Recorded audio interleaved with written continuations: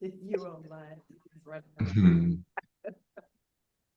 Welcome to the McNeill Factor Life and Legacy Retreat. My name is Ann McNeill, and we are in Hutchinson Island hosting our 3-day business retreat for your life and your legacy. And as a part of that, we focus on the financial area of our life in terms of uh, all things financial relative to legacy building, protecting your assets, but also investing in your future by protecting what you have that you've grown. And so, with that thought in mind, I thought of none other than Gerald Grant first, second, and third. And so we're going to ask Mr. Grant to go ahead and introduce himself, and he's going to share just for educational purposes only. So let's make sure that everybody understands we're not selling anything or anything like that, but we would like to ensure that you are properly informed and educated on how to protect your assets. So, Gerald, welcome. Awesome, awesome. Thank you for having me, and it's a pleasure to be here with you all. I am not Gerald the first, the second, but I am Gerald the third. But yeah, it was often concluded I get called Junior all the time because my dad and everybody thinks he's senior. But thanks for having me. Always happy to jump on and talk about all things finance and just educate folks on the power of creating generational wealth and that legacy piece that you talk about um, so often. And there's a few topics that I thought were relevant to just touch on today in today's environment. Just a little background on myself. I've been in the business now full time, about 10 years now, but unofficially my whole life. My dad's been with our firm since 1995. So grew up around the business and ran from it for a while and found myself home and now have been a part of the business to help continue to build and grow the brand. So just a couple of things that I wanted to really touch on and share, especially I think that are relevant in today's environments are one, the conversation around asset location and really thinking about our tax strategy, and I'll talk a little bit more about what that means. And then the second piece that I'll kind of touch on is more of a document we can share. It ties into some of the things that we do, especially with our book that my father and I wrote, The Power of Generational Wealth. But it's a document called the Family Love Letter, but just touches on the importance of that legacy piece. So of course, this is life and legacy, right? So if we do this life right and we live within a life of abundance, there's going to be enough overflowing that there should be something left for the next generation, right? So are we doing the things that we need to do to make sure that that legacy will continue beyond us and that those assets are taken care of beyond just, hey, I've grown them, my kids will get them, my family will get them when something happens to me. So we'll touch on two of those. So I'll start with the concept of asset location. Excuse me. I know many people are familiar with the concept of asset allocation, which talks about diversification across different assets classes. When you think about stocks and bonds and real estate, commodities, all of these different types of assets can make up your asset allocation. And the key is we don't know which one is going to do well in which market environment, but the more we can diversify, the more we have a better chance of minimizing some of that risk that is associated with investing, right? Even when you think about diversification across stocks and companies, right? There's so many different companies out there that you can buy and invest in, but the more we spread out our investments across those assets, that creates what we call diversification, and that's known as asset allocation. Many advisors talk about that. Many people talk about that, especially I'm sure with some of the better investing and things of that sort. Those concepts are familiar to you. But a concept that a lot of people are unaware of is asset allocation. So asset allocation takes a similar approach to asset um, diversification, but asset location talks about diversification across tax strategies. So why would this be important, right? When we think about the environment that we're in from a tax point of view, some would say taxes are high. Nobody really likes paying taxes. So everybody asks, taxes are too high. We're paying too much in taxes. But relatively speaking, if you were to guess, would you say we're in a high, medium, or low tax environment? And I know this is a live, so I'll answer it for you. Surprisingly, we're in a relatively low tax rate environment. And when we look, and I'm going to share my screen here to kind of go along with it, but when you think about the current tax rate environment that we're in, the highest tax rates now are about 37%. So when you think, relatively speaking, that's high, and we're in a progressive tax system. So what that means is for everyone, the first 10%, the first 22,000 that you make, you pay 10% on it. The next 22 to 89, you pay 12. 89 to 90, you pay 22, so on and so forth. So when you think about this growing all the way up to 37%, it feels high. But historically speaking, if you look back, it's a relatively low to moderate. At some point, when we look at the 80s, the highest tax rates were 70%. Even back in World War times, 94%. So when you look at it across, we're actually in a relatively low tax rate environment. So when we think about planning for taxes, I know we always want to talk about how do we pay as little taxes as we can, but sometimes it's not about how do I pay as little taxes as I can today, but how do I pay as little taxes as I can over the course of my lifetime? Because the challenge that we often don't talk about is if we are in a relatively low tax rate environment, you got to think, we just spent a lot of money on stimulus. The US has a lot of debt. At some point, they're going to have to recoup some of that. And how do we do that? By generating more tax revenue. So as tax rates go up, eventually you're going to feel that over time. So what happens is we focus on deferring, deferring, deferring. But what we often don't realize is that we're creating what we call a silent partner with our Uncle Sam. So yeah, you didn't pay the tax today, but the more you kick that can down the road to a tax rate environment that you can't predict or know what it will be in the future, you just created an inherited problem. So one of the things that we talk about is not only do we just want to be efficient in our tax planning for today's environment, but how do we really look at our approach to taxation on the coast over the course of our lifetime? So when we look about at the different tax allocation and locations that you can be in, asset location, there's pretty much three buckets.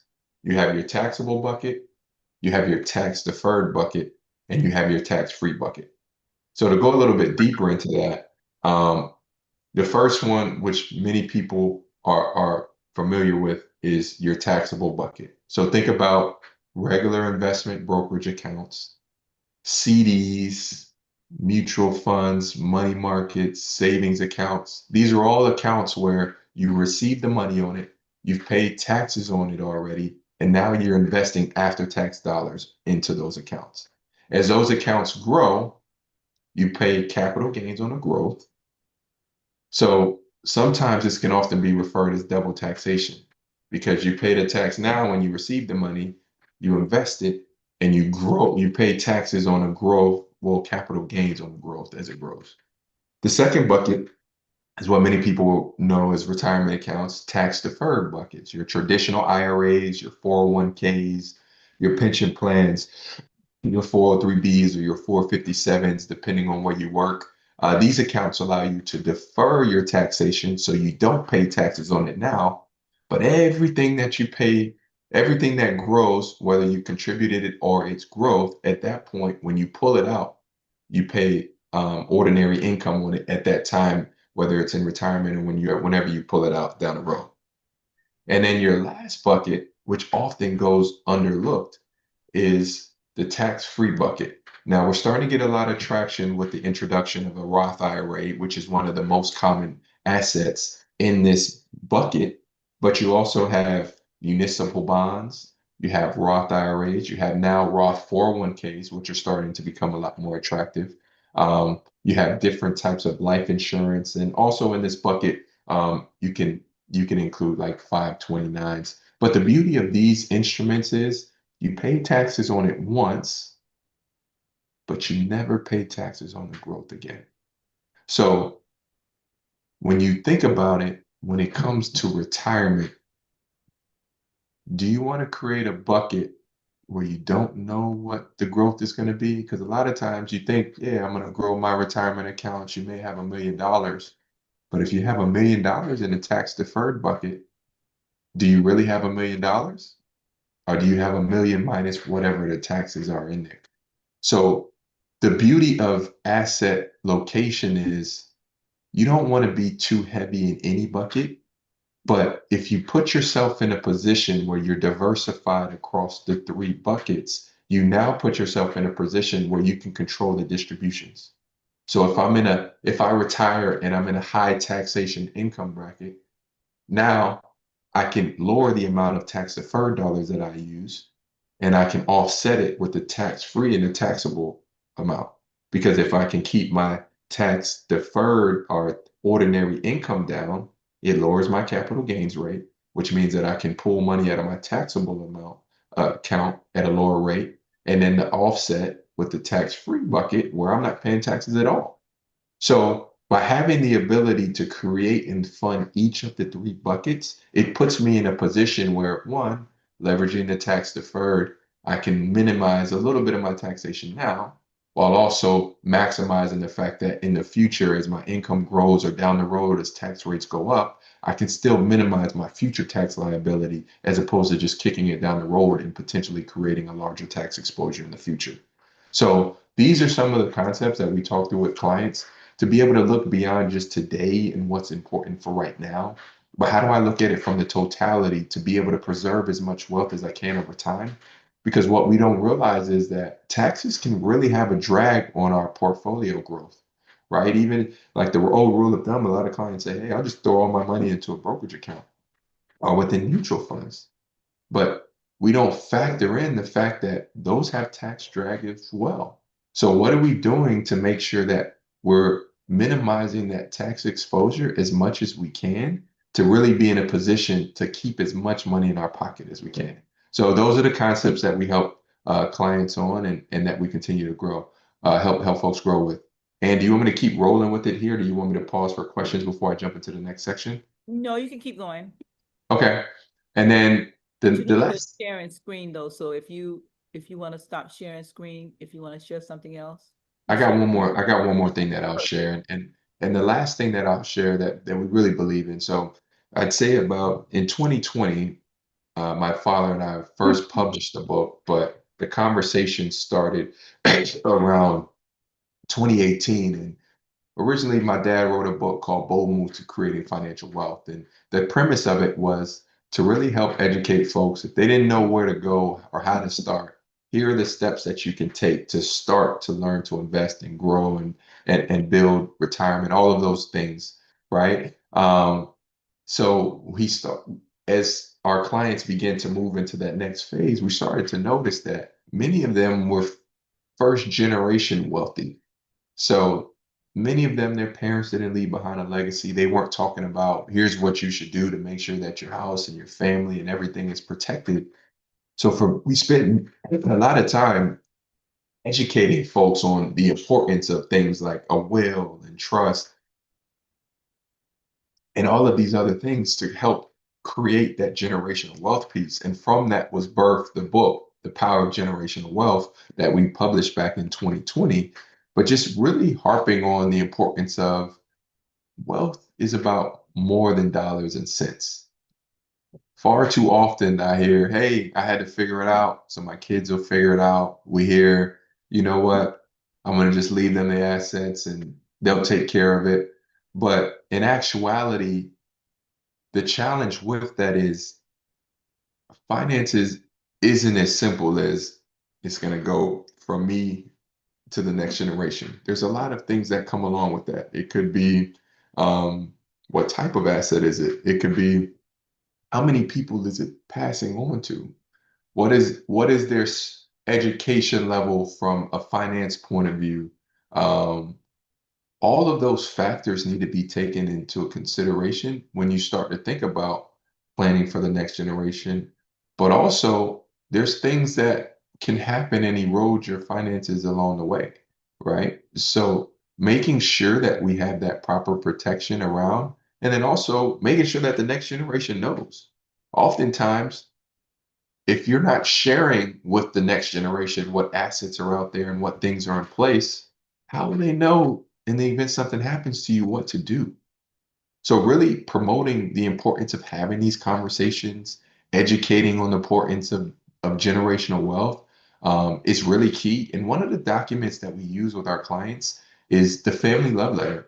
And I'm going to just share high level what it talks about and the importance of it. And I'm happy to share a copy with anybody who wants one. So if you reach out, we'll make sure we get our contact information out there. But just happy to share with you all this document because it's very powerful when our clients use it.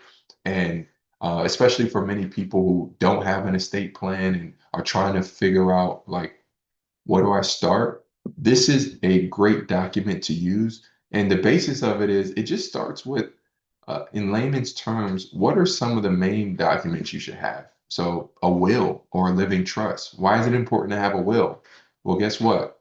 There's certain things you can put a beneficiary on, like a house. I mean, like a retirement account or a bank account. But there's certain things that you can't, like a house, a car, right? So if you want to transition these things to folks without having to go deep into probate and let a judge figure out what's going to happen next, having these documents helps with the transfer of them, but also going a step deeper, right? A lot of family conflict arises when things happen from a financial point of view when somebody passes, right? If you have multiple kids, what happens if you want the house to go to the kids, one person wants to keep it and one person wants to sell it? Now they're at odds. I've seen many cases where clients are going back and forth with siblings because they can't come to an agreement on what to do with the family house. I don't think that's what the parents designed to happen and wanted to happen, but without the proper planning, these are things that can take place that are unintended consequences of the lack of planning. The other things is like a living will and medical power of attorney, right? Sometimes, let's say something happens to me physically. Who's making decisions on your behalf? Especially when you think about the rise of things like dementia and Alzheimer's and some of these other diseases that are attacking our cognitive abilities. We may be physically still here, but mentally there's a lot of things that we can't do. So who's helping you take care of your finances in those moments to make sure that you're not making bad decisions or that nobody's taking advantage of you? Right? Especially as a senior, we're susceptible. You can be susceptible to scams and things that are going on. So who is acting on your behalf to help protect you in those moments? So just making sure, and that doesn't always apply to seniors. I've seen incidents where a younger person gets into an accident and needs care and help, and they also have the use of power of attorneys and things of that sort. So the beauty of this document is it gives you the ability to really start to think about what are some of the base level items I should have in my estate plan. What should I be thinking about when I go to meet with an attorney to have these conversations? But then the other beauty of it is it really gives you the ability to now look at, all right, this can be your primary source document to share with. The intent is if something were to happen to you, everything your family would need to know is in this document. So you can put your key contacts, who's your advisor, who's your key contacts, what are the website passwords for the sites that you use, who's your doctor? What pharmacy did you use? What are the assets that are out there? Um, is there stocks in real estate? Is there any personal property? Are there any rewards programs? Everybody loves those points, right? What happens to the Marriott points when you pass away? Nobody ever thinks about those types of things.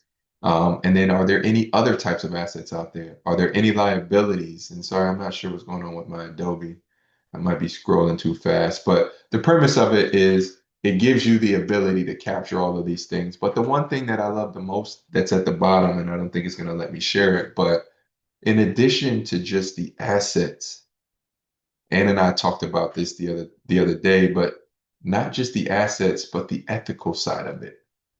what are those family lessons that you want to pass down? What are those important things that you learned along the way that you want to make sure your grandkids learn that you may not have necessarily been able to give them, but you can write down in something to make sure that it goes on for generation and generation? I think that's one thing that we've gotten away from is really documenting our legacy and really passing on those family gems and our values and the things that made us who we are and why we are successful today. So there's also a section where you can do that. And if you're a planner, there's also a section where you can plan out your funeral and what you like, your favorite song, and all of those different things that go into the process of thinking about transitioning and making sure that your family is okay. So happy to share this document. Happy to answer any questions that come up now. And I'll be, if anybody who sees this video wants to reach out and just have a deeper conversation and a complimentary consultation, would love to be able to help and speak to you on your specific needs as we go through this. So with that being said, I'll pause there and throw it back to Ann. Okay, so we've stopped sharing. And there we go. There we go. How Excellent. was that? Is good? Excellent. Yes, excellent. So the first question that came up is, how do we get that love letter? Oh, I'll email it to you, and then you can share it with Okay, can you whoever, or you can have them reach out to me directly, and then that I would be can. better. Can you share with the world your contact information? Yeah, yeah. So easiest way to find me, if you just Google my name, you'll find me, Gerald Grant the third. But also, the website is Gerald. Excuse me. The website is www.thegfinancialgroup.com. There's a contact link in the bottom of that as well. But also, if you want to reach out directly by email, it is Gerald3@thegfinancialgroup.com. Okay, so Gerald and Michelle, could you also put that information in the YouTube? Because we want to make sure that those individuals who are listening on YouTube, sometime in the future, this is evergreen. This is evergreen information, and we want to make sure you can reach Mr. Grant. Did you also give your phone number, Gerald? Yeah, 305-670-8571. Okay, so he repeated the number. And Gerald, we want to say thank you. You're going to hold on for just a second. We're going to stop the recording, but we want to also make sure that for all of you that's listening, we host an annual meeting every year for your life. It's not a conference. It's going to be held in January 9th and 10th, 2026 at the Embassy Suites in Boca. And as Gerald knows, Gerald, you like to make any comments about that? Because I think it's critically important that people understand that this is only one area of your life. And if I'm not mistaken, I think the first or second time you came, you might have started your own mastermind group from that meeting. Yeah, yeah, yeah. I think it's definitely it's funny. My dad has always been a proponent of mastermind groups, and he dragged me along one time to join Ann's Think and Grow Rich. And from there, I actually created a lifelong friend who I'm still in contact with today. We ended up creating our own mastermind group.